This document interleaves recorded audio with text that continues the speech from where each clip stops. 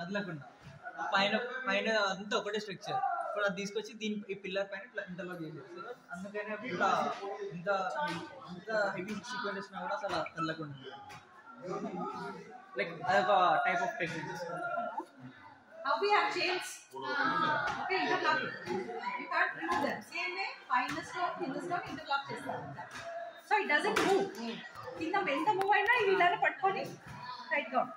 మీరు drawing game ఒకటి inter చూసినారు, లైక్ బ్లాక్స్ ని ఇట్లా ఇట్లా పెట్టినాక ఒక్కొక్కటి black తీసేసేది.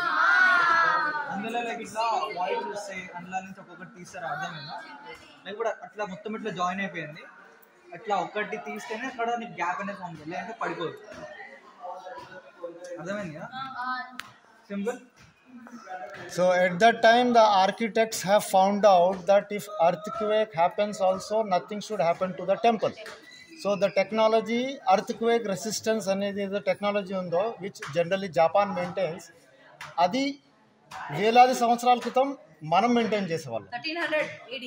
Right. So Japanese technology is far behind our technology.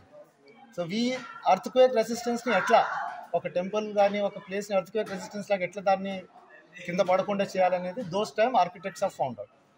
Okay, so give applause to those architects. Okay, right. Have a round of the temple.